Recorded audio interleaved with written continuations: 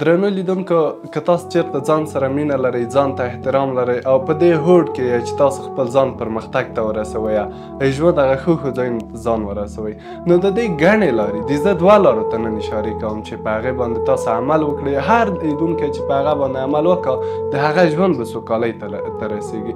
لومړی دا ده چې له خیال پلو څخه تاسو بالکل ځان وساتئ. خیالونه مه وینئ، په خیالو کې ژوند مه کوئ.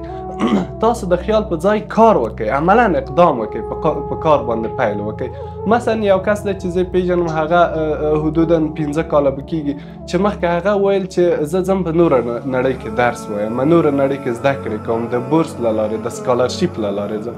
هغه به هڅه نه کوله، فقط خیالونه به یې کتل. یو کس به یې چې ویل د هغه ته ویل چې ما ته یو سکالرشیپ برابرولی شي یا ما ته یو سکالرشیپ برابر کړه، هغه به هم څه وعده ورکړه، خو دې کس به خیالونه لیدل چې اوه زه به په تیاره کې لاړ شم، زه به خارج کې زده کړې کوم، د هغې څخه به زه څنګه د خلک خبروم. بالاخره په دو کې 15 کاله تېر شول چې دی لاړه نه. په دې 15 کالو کې د پوهنتون شروع نه کړه، د 12 څخه فارغ و، 15 کاله وخت یې ضایع کړه. په دې خاطر پوهنتون شروع نه کړه چې زه شاید 6 میاشتې وروسته، یو کال وروسته لاړ شم سکالرشیپ باندې نورې نړۍ کې درس دپاره، نو دا به رانه پاتې شي. نو ده درته هېڅ ونه کړل، 15 کاله وخت یې ضایع کړه، مګر هم چې په دې سمستر کې هوډ کړی دی چې پوهنتون شروع کړه او نور له دې څخه یې زړه صبر شوی چې شاید بورس پیدا نه شي. نو زه وایم که چېرته تاسو د خیال پلوونه وینئ، له دې څخه بالکل ځانونه لرې کړئ، اجتناب وکړئ. د 100 خیال پردازو یا د خیال پلوو په ځای یو عمل وکړئ، تاسو ته بهتره دی.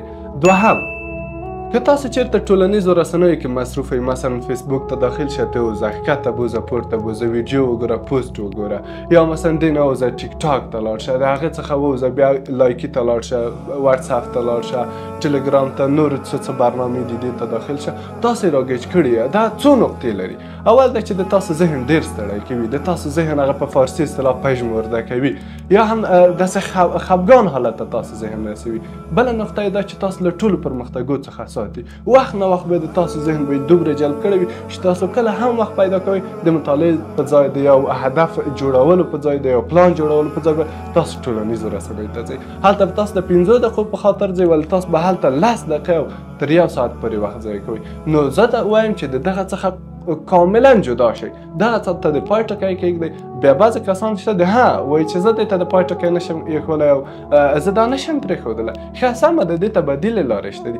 بدیلې لارې په اوسنۍ نړۍ کې یوټیوب کولی شي یو بهترین پوهنتون د دنیا موږ حساب کړو، ځکه هلته د ښه پوهنتونو د استادانو ویډیوګانې شته دي، لیکچرونه یې پکې شته دي، اسلامي، افغاني، کلتوري، نړیوالې، او همدارنګه په دې کې د نوې نړۍ د ټکنالوژۍ د هر څه په اړه معلومات پکې شته دي، او قوي استادانو د هغه مالومات خپل شریک کړي دي.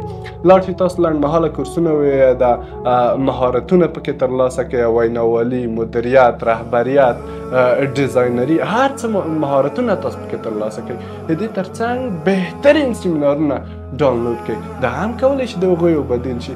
دغه دوه لارې په تعقیب باندې د تاسو په ژوند کې کاملا تغییر راځي. السلام علیکم ورحمة الله.